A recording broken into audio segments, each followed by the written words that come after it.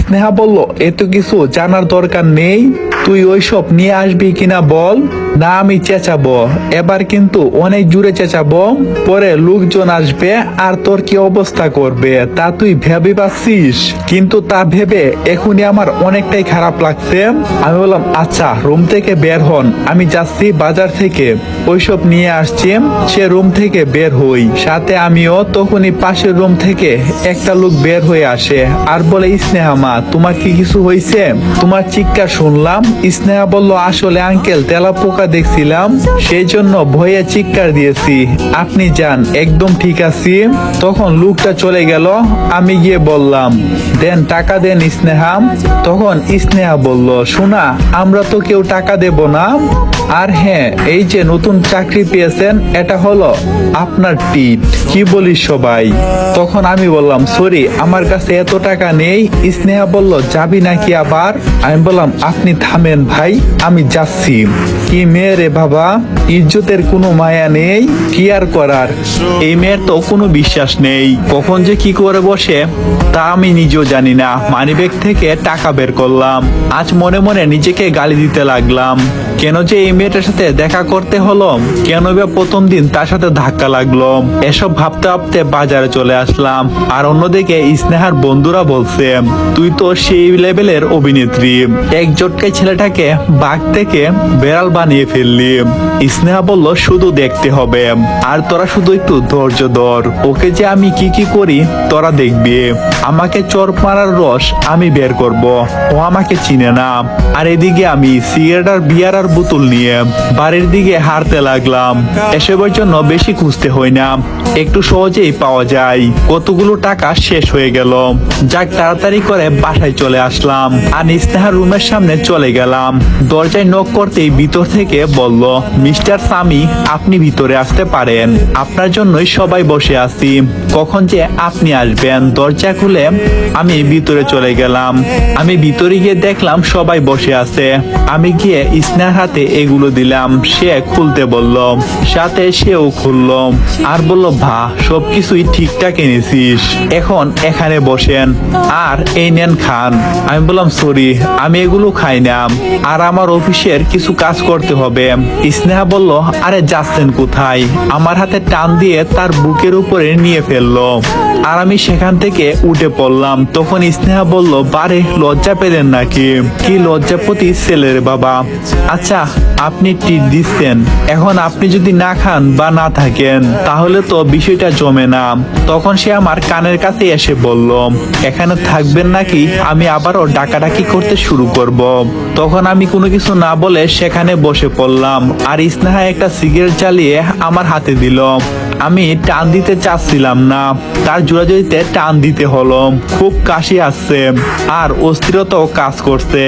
আর অন্যদিকে তো তারা একজনে খাচ্ছে। কয়েকটা কথা বলবো, সবাই মন দিয়ে শুনবেন। কি মজা বা কি লাভ সিগারেটের ধোঁয়া খেয়ে। ধোঁয়ার সাথে সাথে 10 টাকাটা আপনি ফুরিয়ে ফেললেন।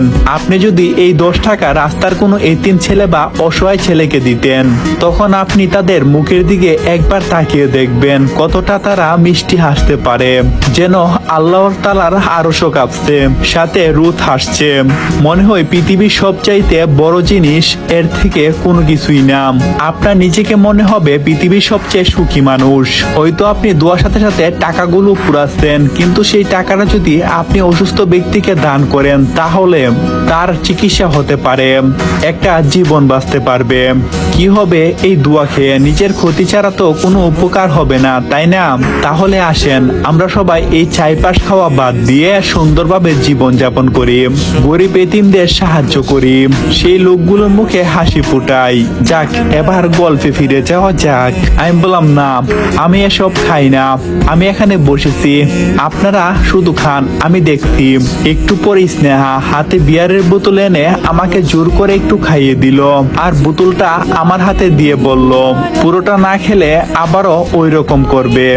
তখন আমি হাতে বোতলটা নিয়ে বসে পড়লাম। খাচ্ছি না, তবু দেখানোর জন্য শুধু মুখে লাগাচ্ছি।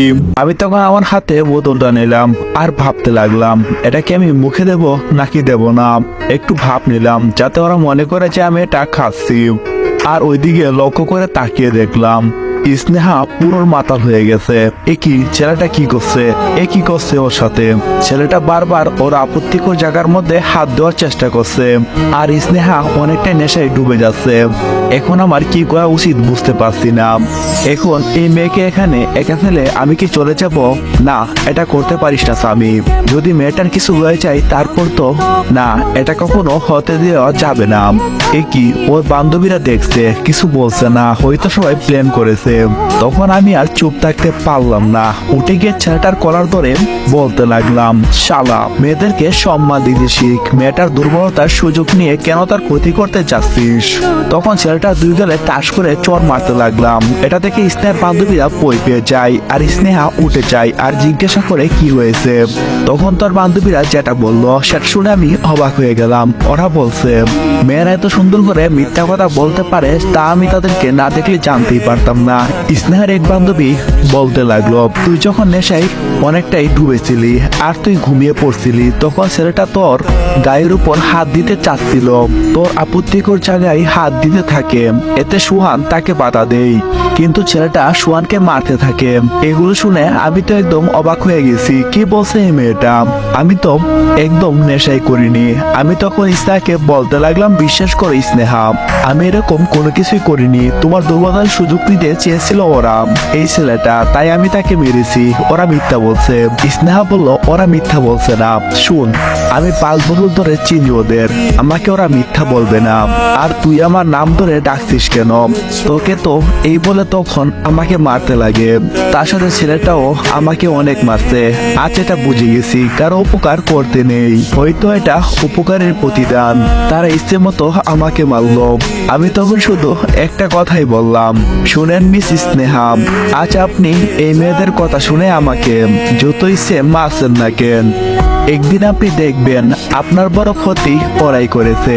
আর ওরা বলেছিল না আমি নেশা করেছি, এই দেখেন আমার বোতলে একটু আমি খাই নাই, আর আপনারা আমাকে মিথ্যা অপবাদের অপরাধী বানিয়ে দিলেন। একদিন আপনি বুঝবেন। এই বলে আমি উঠতে চলে আসতে লাগলাম। খুব ব্যথা করছে, শরীরটা যেন হেলান দিতে পারছি না। ফাইলটা নিয়ে আবারও বসলাম। মেজাজটা একদম ভালো না। একজনের উপকার করতে গিয়ে আজ মিথ্যা অপবাদের শিকার আমাকে হতে হলো। হায় রে মানুষ।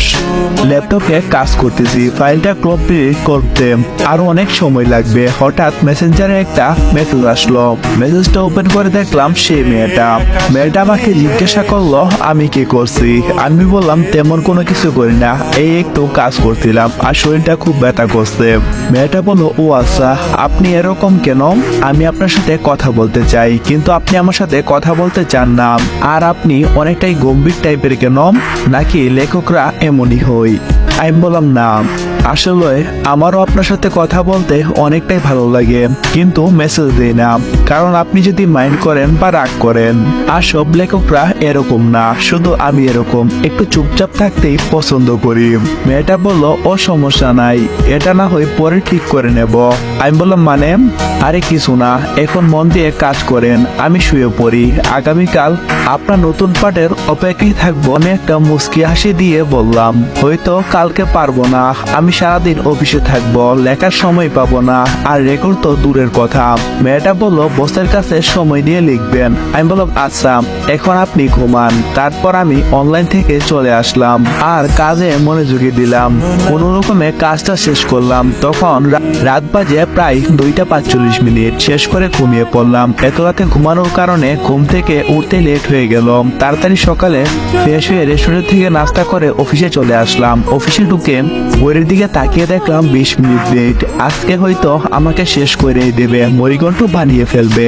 তাড়াতাড়ি ম্যামের কেবিনে গেলাম আর বললাম, আসতে পারি ম্যাম? ম্যাম আমার দিকে তাকিয়ে বলল তখন আমি ভিতরে গিয়ে চেয়ারে বসে পড়লাম। তখন ম্যাম বলল, এই আপনাকে আমি কি বসতে বলেছি? আমি বললাম না ম্যাম। ম্যাম বলল, তাহলে আপনি বসছেন কেন? আমি বললাম সরি ম্যাম। তারপর দাঁড়িয়ে রইলাম। তখন ম্যাম আমার দিকে তাকিয়ে বলল, আপনার গালে এসব কিসের দাগ? নাকি ইফতিজিং করতে গিয়ে গণতুলানি খেয়েছেন? আমি বললাম, কোথায় দাগ? মনে হয়েছে কাল রাতে যে রাত জেগে কাজ করেছি। আর যে বাসায় থাকি সে বাসায় অনেকটাই মশা।